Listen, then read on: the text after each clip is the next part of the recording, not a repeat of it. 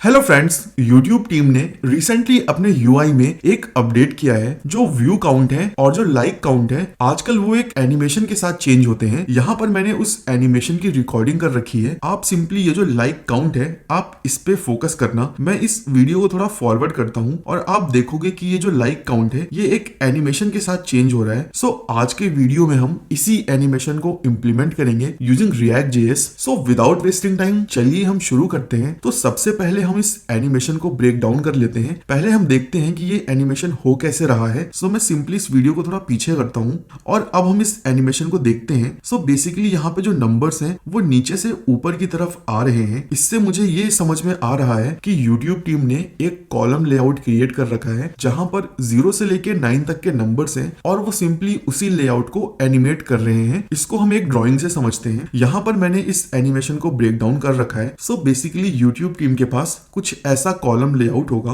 और उन्होंने इस कॉलम लेआउट को अपने उस व्यू के नीचे रखा है जहां पर हमें लाइक काउंट शो करना है। अब जब भी उन्हें एनिमेशन के साथ लाइक काउंट शो करना होता है वो सिंपली इसी लेआउट को एनिमेट करके ऊपर लाते हैं और जिस नंबर पे स्टॉप करना होता है वहां पर सिंपली वो उस कॉलम लेआउट को स्टॉप कर देते हैं और यहाँ पे वो सिंपली एनिमेशन टाइमिंग को भी इंक्रीज और डिक्रीज करते हैं। अगर मेरा नंबर 1 है तो वो थोड़ा स्लो आता है और अगर वो नंबर 9 है तो थोड़ा फास्ट आता है। ये हम अपने एनिमेशन में चल के देखते हैं। मैं इस वीडियो को थोड़ा फॉरवर्ड करता हूँ जहां पे हमारा एनिमेशन प्ले होगा और यहाँ पे हम देखते हैं कि ये एनिमेशन की स्पीड कैसे अफेक्ट हो रही है। सो यहाँ पे जो 1 है वो तो थोड़ा स्लो आ रहा है बट जो बाकी नंबर्स हैं वो बहुत फास्ट आ रहे हैं क्योंकि इन्होंने 0 को लास्ट में ऐड कर रखा है। सो अब डायरेक्टली हम कोड में चलते हैं और अपने कंपोनेंट्स क्रिएट करते हैं। यहाँ पर मेरे पास मेरा रिएक्ट का कोड बेस है और जो मेरा सर्वर है वो रनिंग है। ये हम चेक भी कर लेते हैं। मैं सिंपली यहाँ पे 22 लिख के सेव करता हूँ और जो चेंज है वो मुझे यहाँ ब्राउजर में रिफ्लेक्ट हो रहा है।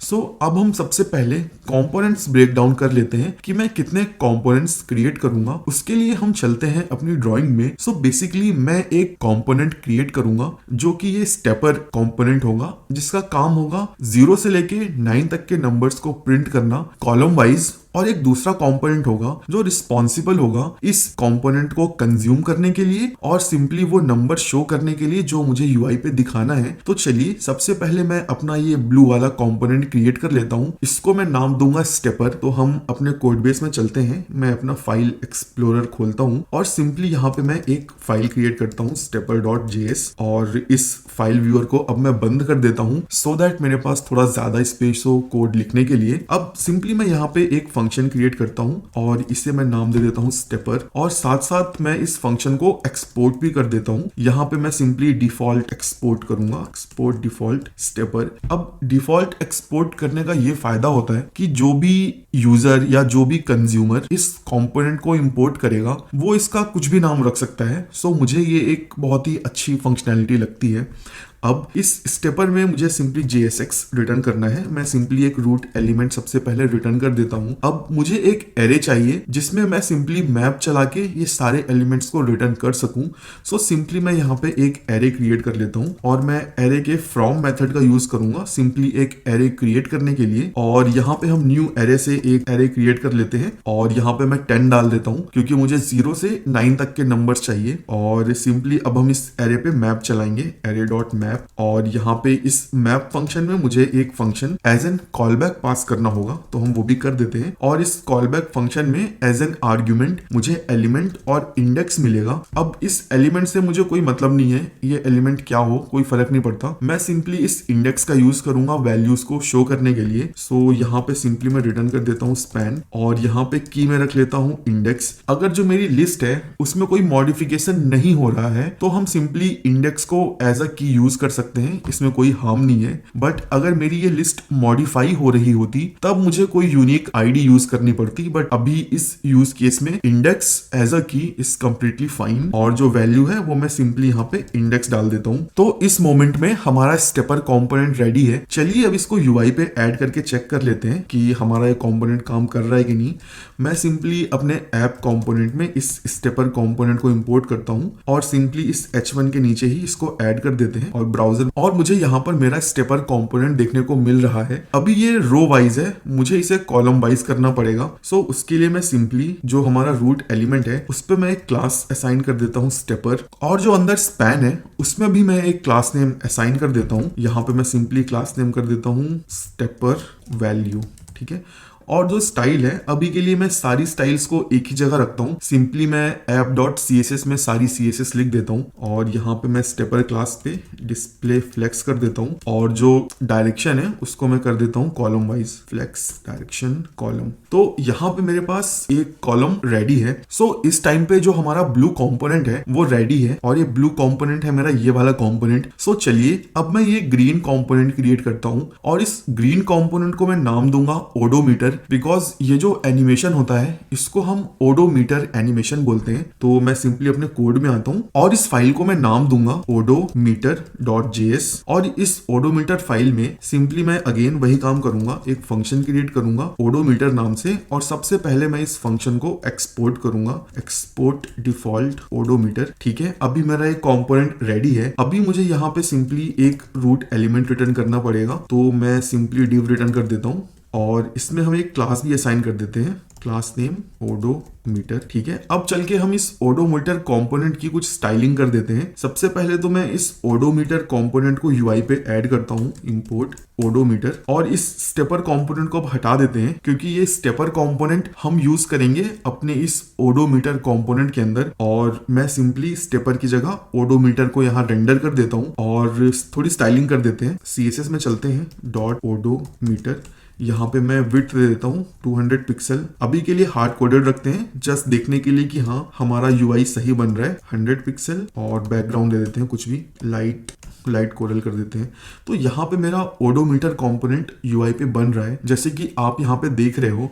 अब चलते हैं थोड़ी फंक्शनैलिटी इंप्लीमेंट करते हैं। तो मैं यहाँ पे ये जो हाइट है इसको मैं सिंपली कर देता हूँ लाइक 20 पिक्सल, ठीक है। और इस बैकग्राउंड को भी हटा देते हैं, इसकी जरूरत नहीं है। और मैं विड्थ भी हटा देता हूँ, क्योंकि मैं कोई फिक्स्ड विड्थ नहीं रखना चाहता हूँ। और अब हम चलते हैं अपने ओडोमीटर कंपोनेंट में, मैं बाकी फाइल्स को क्लोज कर देता हूँ। अब यहाँ पे मैं सिंपली इंपोर्ट करता हूँ अपना स्टेपर कंपोनेंट, क्योंकि मेरा ये ओडोमीटर कंपोनेंट कंज्यूम करेगा स्टेपर कंपोनेंट को।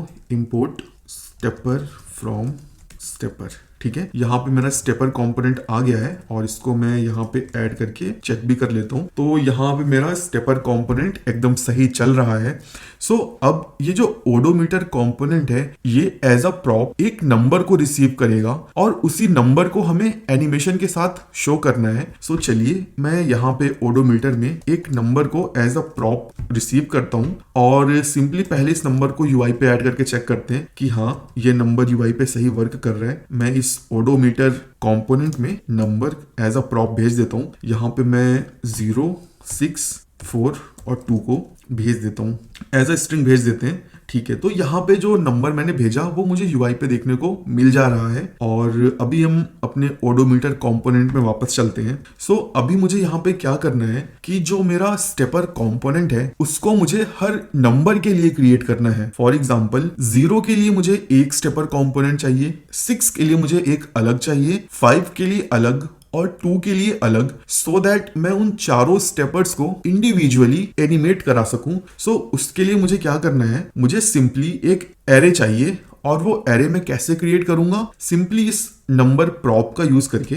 तो यहाँ पे मैं क्या करता हूँ, एक दूसरा वेरिएबल क्रिएट कर लेता हूँ जिसे मैं नाम दे देता हूँ नम्स। और ये जो नंबर है मुझे पता है कि ये एक स्ट्रिंग है, बट अगर फिर भी यूजर नंबर भेजता है तो मैं टेम्पलेट लिटरल का यूज करके सिंपली इसे स्ट्रिंग में कन्वर्ट कर देता हूँ। और स्ट्रिंग पे एक मेथड एग्जिस्ट करता है स्प्लिट का यूज करके मैं एक स्ट्रिंग को एरे में कन्वर्ट कर सकता हूं। और स्प्लिट में जो आर्गुमेंट है यहाँ पे मैं ब्लैंक स्ट्रिंग पास कर देता हूं, और स्प्लिट करने के बाद ये जो सिंपली नम्स है ये मुझे एक एरे मिल जाएगा, एरे ऑफ स्ट्रिंग्स। अब मुझे सिंपली क्या करना है, इसी नम्स पे सिंपली मैं मैप चला के अपने 4 स्टेपर कंट्रोल्स को UI पे शो करूंगा। सो चलिए इस नंबर को हटाते हैं, और यहाँ पे नम्स पे हम मैप रन करते हैं, और एक फंक्शन एज एन आर्गुमेंट पास करते हैं। हमें यहाँ पे वैल्यू मिलेगी और इंडेक्स मिलेगा। अभी मैं वैल्यू में इंटरेस्टेड हूँ, क्योंकि मुझे वैल्यू ही UI पे शो करनी है। तो मैं सिंपली यहाँ पे रिटर्न स्पैन, और यहाँ पे हम वैल्यू कर देते हैं। और इस प्रोग्राम प्रोग्राम को रन करते हैं तो यूआई पे मुझे 0652 देखने को मिल जा रहा है जो मैंने अपने ऐप कंपोनेंट से पास किया है। बट अभी मुझे इस 0652 को डायरेक्टली शो नहीं करना, मुझे सिंपली यहाँ पे अपने स्टेपर कंपोनेंट को यूज करना है। तो बेसिकली यहाँ पे स्पैन की जगह आएगा स्टेपर कंपोनेंट, स्टेपर। तो जैसे ही मैंने स्टेपर कंपोनेंट को ऐड करके यूआई को रिफ्रेश किया, यहाँ पे मुझे 4 लेआउट देखने को मिल गए। बट अभी ये एक के नीचे एक आ रहे हैं, मुझे ये अगल बगल चाहिए। तो उसके लिए मुझे थोड़ी सी CSS लिखनी पड़ेगी। हम बैक अपने फाइल एक्सप्लोरर में चलते हैं। सिंपली मैं app.css में जाता हूँ। ऑडोमीटर क्लास है, इसमें सिंपली मैं कर देता हूँ डिस्प्ले फ्लेक्स। और ऐसा करके जब मैं सेव करके प्रोग्राम रन करूंगा तो आप देखोगे सब अगल बगल आ गए हैं। सो इस पॉइंट पे हमारा स्टेपर कंपोनेंट भी रेडी है और हमारा ओडोमीटर कंपोनेंट भी रेडी है। अब यहाँ पे जो चीज बचती है वो ये कि यहाँ पे मुझे इन स्टेपर कंपोनेंट्स को एनिमेशन के साथ ऊपर लेके आना है और डिजायर्ड पोजीशन पे मुझे उनको रोक देना है। सो यहाँ पे जो रोकने का लॉजिक है वो मैं बहुत ही सिंपल रखूंगा। यहाँ पे ये जो ईच नंबर है इनको मैं एक हाइट दे दूंगा। सो स्टेपर कंपोनेंट पे चलते हैं और ये जो स्टेपर वैल्यू है इस क्लास को मैं कॉपी कर लेता हूँ और सिंपली हम अपने CSS फाइल में चलते हैं। यहाँ पे मैं स्टेपर जो मेरी क्लास है जो मैंने हर नंबर पे लगाई है इसको मैं एक हाइट दे देता हूँ, हाइट 20 पिक्सल और लाइन हाइट भी मैं 20 पिक्सल कर देता हूँ सो दैट टेक्स्ट की हाइट और कंटेनर की हाइट एग्जैक्टली सेम हो जाए। अब मुझे पता है कि ये जो मेरा स्टेपर कंपोनेंट है यानी स्टेपर का जो एक कॉलम लेआउट है उसकी जो हाइट है वो है 20x10 दैट इज 200। ये हम कंफर्म भी कर सकते हैं। मैं सिंपली इस एलिमेंट को इंस्पेक्ट करता हूं और यहाँ पे हम देखेंगे कि जो भी स्टेपर वैल्यू है जो एक पर्टिकुलर स्पैन है वो है 20 पिक्सल का और मेरे पास ये 10 स्पैन है एक स्टेपर डिव के अंदर। सो हम सिंपली 10x20 करेंगे और हमें 200 मिल जाएगा। सो अब मुझे पता है कि जो कंटेनर है वो है 200 पिक्सल। सो अब मैं सिंपल मैथ का यूज करके ये पता कर सकता हूँ कि मुझे किस स्टेपर कंट्रोल को कितना ऊपर लेके आना है। सो उसके लिए मैं सिंपली क्या करता हूँ, जो ये मेरा स्टेपर कंपोनेंट है इस पे मैं एक पोजीशन स्टाइल लगा देता हूँ। पोजीशन में इसे कर देता हूँ रिलेटिव और इसको मैं टॉप से कर देता हूँ 0। मैं इसी टॉप पोजीशन को एनिमेट करूंगा और यहाँ पे मैं सिंपली एक ट्रांजिशन प्रॉपर्टी ऐड कर देता हूँ टॉप पे और इसे टाइम दे देते हैं 200 ms और इसे कर देते हैं लीनियर। ये जो टाइम मैंने दिया है 200 ms इसे हम जावास्क्रिप्ट से मैनिपुलेट करेंगे सो दैट मुझे हर कॉलम के लिए एक अलग स्पीड देखने को मिले। अब हम चलते हैं अपने ओडोमीटर कंपोनेंट में। मैं सारी फाइल्स को क्लोज कर देता हूँ और फाइल एक्सप्लोरर को भी हम बंद कर देते हैं। अब एलिमेंट्स को एनिमेट कराने के लिए हमें सिंपली एलिमेंट्स को ग्रैब करना पड़ेगा। तो मुझे पता है ये जो स्टेपर कंपोनेंट मैंने क्रिएट किया है उसमें मैंने एलिमेंट्स को क्लास दी है स्टेपर। तो मैं यहाँ पे सिंपली यूज इफेक्ट मेथड का यूज करूंगा कि जब मेरा कंपोनेंट माउंट हो जाए मैं उस टाइम पे एनिमेशन परफॉर्म करूंगा। सो यहाँ पे मैं यूज इफेक्ट हुक को इंप्लीमेंट करता हूँ और इस यूज इफेक्ट हुक के अंदर जो सबसे पहला काम है वो ये कि मैं सारे एलिमेंट्स को ग्रैब करूंगा। तो यहाँ पे मैं सिंपली एक वेरिएबल क्रिएट कर लेता हूँ elms और यहाँ पे मैं सिंपली जावास्क्रिप्ट लिख देता हूँ document dot gate elements bye class name और यहाँ पे मैं स्टेपर पास कर देता हूँ। अब मेरे पास वो लिस्ट है डॉम की जिसमें सारे स्टेपर्स हैं। तो अब सिंपली मुझे इस एलिमेंट्स पे फॉर ईच लूप रन करना है और हमें यहाँ पर ध्यान ये देना है कि ये जो एल्म्स है ये एक एरे नहीं होता, ये एक एरे लाइक स्ट्रक्चर होता है। तो मुझे पहले इसे एरे में कन्वर्ट करना पड़ेगा। मैं सिंपली डीस्ट्रक्चर्ड सिंटैक्स का यूज करके इसको एरे में कन्वर्ट कर लेता हूँ और ये फॉर ईच लूप सिंपली एक कॉल बैक फंक्शन लेता है और सिंपली हमें एक एलिमेंट एज एन आर्ग्यूमेंट देता है। अब मुझे पता है कि ये जो एलिमेंट है ये मेरा स्टेपर कंपोनेंट है। तो अब सिंपली मैं क्या करता हूँ, इसकी एक स्टाइल चेंज करके चेक कर लेता हूँ कि हाँ मेरा कोड सही चल रहा है। मैं स्टाइल डॉट बैकग्राउंड कलर इसको मैं रेड कर देता हूँ जस्ट टू चेक कि हाँ मेरा ये कोड सही चल रहा है। ठीक है, तो यहाँ पे जो मेरा पहला एलिमेंट है सारे स्टेपर्स का वो रेड हो चुका है। दैट मीन्स कि मेरा ये जो कोड है ये अच्छे से वर्क कर रहा है। सो बाकी का कोड लिखने से पहले मैं थोड़ा सा यहाँ पे CSS लगा के जो एक्स्ट्रा एलिमेंट्स उनको हाइड कर देता हूँ। उसके लिए मैं सिंपली app.css फाइल ओपन करता हूँ और ये जो ओडोमीटर कंपोनेंट है यहाँ पे सिंपली मैं ओवरफ्लो हिडन कर देता हूँ सो दैट जो नीचे के एलिमेंट्स हैं वो हाइड हो जाए। जैसे कि आप देख रहे हो वो हट चुके हैं। अब मैं चलता हूँ ओडोमीटर कंपोनेंट में। अब यहाँ पे मुझे क्या करना है, मुझे स्टेपर कंपोनेंट्स को नीचे से ऊपर लेके आना है हम अपनी ड्राइंग में चलते हैं। अभी जो मेरा स्टेपर कंपोनेंट है वो कुछ ऐसा रखा हुआ है। अब अगर मुझे 4 को यूआई पे दिखाना है तो मुझे इसे ऊपर लेके आना है और यहाँ पे रोक देना है। सो अब ये जो 4 है ये कितने पिक्सल नीचे है?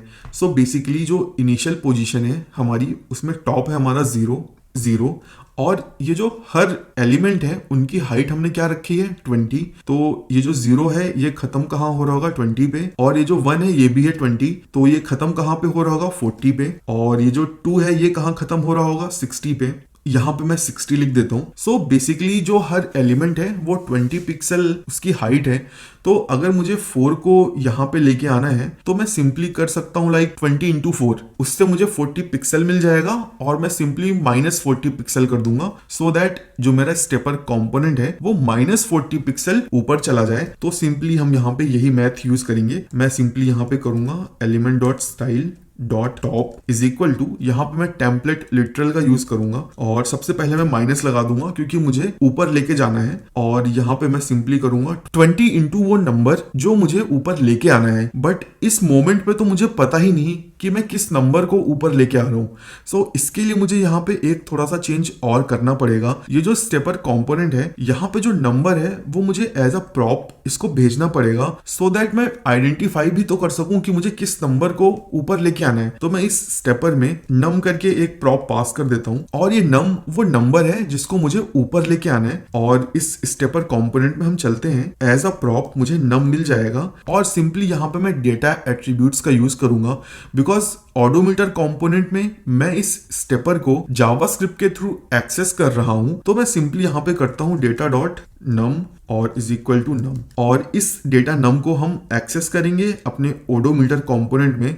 यहाँ पे मैं सिंपली करूंगा const num to stop is equal to e dot data set dot और num, और इसको मैं कंसोल भी कर लेता हूँ जस्ट टू चेक कि हाँ मुझे ये वैल्यू मिल रही है। ठीक है, और num to stop और सेव करके हम अपनी रिएक्ट की ऐप को रन करते हैं। कंसोल ओपन करके हम चेक कर लेते हैं तो यहाँ पे हमें एरर देखने को मिल रही है, ये की प्रॉप की एरर है। इसको अभी हम फिक्स करते हैं। पहले मैं नंबर देख लेता हूँ तो हाँ मुझे नंबर्स देखने को मिल रहे हैं। अब हम अपनी की प्रॉप की एरर देख लेते हैं कि ये कहाँ आ रही है। सो ये स्टेपर कंपोनेंट में है। आई थिंक यहाँ पे मैंने की नहीं पास की है, तो यहाँ पे हम की पास कर देते हैं और रिफ्रेश करते हैं। तो अब मेरी एरर जा चुकी है।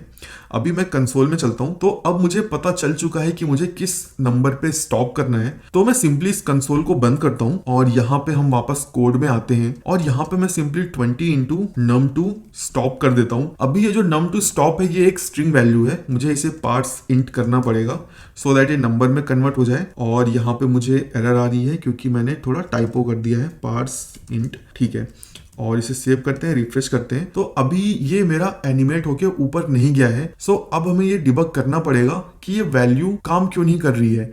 सो यहाँ पे मैंने एक चीज मिस कर दी है। ये जो टॉप है ये वैल्यूज एज अ पिक्सल लेता है। यहाँ पे मैं नंबर भेज रहा हूँ तो मुझे सिंपली यहाँ पे px वैल्यू ऐड कर देनी है, और ऐसा करके जब मैं सेव करूंगा तो आप देख रहे हो यहाँ पर जो मेरा नंबर है वो मुझे दिख गया है। अब अगर मैं पेज को रिफ्रेश करता हूँ तो हर बार मुझे मेरा नंबर देखने को मिल रहा है। यहाँ पे मेरा स्टेपर कंपोनेंट एकदम अच्छे से वर्क कर रहा है। जो लॉजिक हमने लिखा है वो बहुत अच्छे से वर्क कर रहा है। ये जो रेड कलर है अब हम इसे हटा देते हैं, इसकी जरूरत नहीं है। और इस एनिमेशन को एक बार हम दोबारा देख लेते हैं। सो बेसिकली जो मैंने 4 अपने ये बनाए थे स्टेपर कंपोनेंट्स, इन नंबर्स को मैं डिलीट कर देता हूँ, इनको मैं रेप्लिकेट कर लेता हूँ। तो जो हमारा लॉजिक है इनको ऊपर लाने का, वो लॉजिक मेरा एकदम सही चल रहा है। अब जो हमें करना है वो ये कि मुझे एनिमेशन ऐड करना है। अब एनिमेशन ऐड करने के लिए हम यहाँ पे सिंपली ट्रांजिशन प्रॉपर्टी का यूज करेंगे। सो सिंपली हम अपने कोड में चलते हैं और मैं अपनी एप्लीकेशन को ओपन कर लेता हूँ और यहाँ पे मैं सिंपली एक ट्रांजिशन डिले ऐड करूंगा। सो यहाँ पे मैं करता हूँ element dot style dot transition delay, और इसकी जो वैल्यू है वो मैं डायनेमिक रखना चाहता हूँ, मैं कोई वैल्यू फिक्स नहीं रखना चाहता हूँ। तो अब वो डायनेमिक वैल्यू कैलकुलेट करने के लिए मैं कंसोल ओपन कर लेता हूँ सो दैट हम डिस्कस भी कर सकें और मैं अपना लॉजिक शेयर भी कर सकूं। जो मेरा बेस टाइम है वो मैं 100 ms चाहता हूं, और फिर जो मेरा नंबर है उसके बेसिस पे मैं इसमें टाइम को ऐड या सब्ट्रैक्ट करना चाहता हूं। सो मैं सिंपली यहाँ पे क्या करता हूँ, 100 इंटू जो भी मेरा नंबर है उसको मैं 10 से माइनस कर देता हूँ सो दैट अगर मेरा नंबर छोटा है तो मुझे ज्यादा टाइम मिले और अगर मेरा नंबर बड़ा है तो मुझे कम टाइम मिले। जैसे कि यहाँ पे मैंने 2 के साथ ट्राई किया तो मुझे 800 मिली सेकेंड मिल रहा है, और अगर यहाँ पे मैं 2 को कर देता हूँ 8 तो मुझे 200 मिली सेकेंड मिल रहा है। तो मैं सिंपली इसी लॉजिक का यूज करूंगा। हम वापस कोड में चलते हैं और यहाँ पे मैं अगेन टेम्पलेट लिटरल का यूज करूंगा, और यहाँ पे मैं सिंपली 100 इंटू, और यहाँ पे मैं सिंपली यही करूंगा parse int num to stop को लेके आते हैं और इसे मैं 10 से माइनस कर देता हूँ। सो यहाँ पे मेरा ट्रांजिशन डिले का लॉजिक निकल के आ गया है। अब मैं सिंपली इस प्रोग्राम को रन करके देखता हूँ कि क्या मेरा कोड एनिमेट हो रहा है क्या। सो यहाँ पे मैं बार बार रिफ्रेश कर रहा हूँ बट अभी भी मेरा कोड एनिमेट नहीं हो रहा है। सो यहाँ पे जो प्रॉब्लम है वो ये कि हमने ये एनिमेशन का कोड यूज इफेक्ट में लिख रखा है और ब्राउजर को इनफ टाइम नहीं मिल पा रहा है सारे ट्रांजिशन को अप्लाई करने के लिए। इस वजह से ब्राउजर जो फाइनल स्टेट है डायरेक्टली हमको वही दिखा दे रहा है। सो इसको सॉल्व करने का जो क्विक सॉल्यूशन है वो ये कि सिंपली मैं इस सारे कोड को एक टाइम आउट फंक्शन के अंदर डाल दूं सो दैट ये जो मेरा कोड है ये थोड़े डिले के साथ रन करे। और जो डिले है यहाँ पे मैं कर देता हूँ इसे 100 ms, और ऐसा करके जब मैं अपने कोड को रिफ्रेश करूंगा तो आप देखोगे कि जो मेरा एनिमेशन है वो वर्क कर रहा है। अभी इस एनिमेशन को हम थोड़ा और ऑप्टिमाइज कर सकते हैं। Instead of this set time out यहाँ पर हम रिक्वेस्ट एनिमेशन फ्रेम का यूज कर सकते हैं। सो यहाँ पे मैं सिंपली एक फंक्शन क्रिएट कर सकता हूँ एनिमेट, और सारा कोड हम इस एनिमेट फंक्शन के अंदर डाल देते हैं। और यहाँ पे सिंपली मैं रिक्वेस्ट एनिमेशन फ्रेम फंक्शन का यूज करूंगा जो मुझे विंडो ऑब्जेक्ट पे ही मिल जाता है। और ये जो रिक्वेस्ट एनिमेशन फ्रेम है ये एक function as an call back expect करता है। तो यहाँ पे मैं एनिमेट को पास कर देता हूँ, और ये जो मैं नीचे अपडेट्स कर रहा हूँ इनको भी मैं सिंपली रिक्वेस्ट एनिमेशन फ्रेम में पास कर देता हूँ एक एनोनिमस फंक्शन के अंदर। इससे क्या होगा कि जो मेरा ट्रांजिशन है वो ब्राउजर के रीपेंट टाइम से सिंक हो जाएगा, और यहाँ पर मुझे सेट टाइम आउट भी यूज करना नहीं पड़ेगा। अब मैं इस कोड को सेव करता हूँ और अपनी एप्लीकेशन को थोड़ा जूम इन कर लेते हैं सो दैट कि हमें एनिमेशन थोड़ा अच्छे से दिख सके। और मैं ब्राउजर को रिफ्रेश करता हूँ तो यहाँ पे आप देख रहे हो हमने YouTube के जैसा एक छोटा सा अपना खुद का एनिमेशन क्रिएट कर लिया है। So guys let me know इन कमेंट्स अगर आपको ये वीडियो अच्छा लगा और आपको इस वीडियो में कुछ नया सीखने को मिला, और ऑल्सो लेट मी नो इन कमेंट्स अगर आपके पास कोई और सॉल्यूशन है इस एनिमेशन को इम्प्लीमेंट करने का।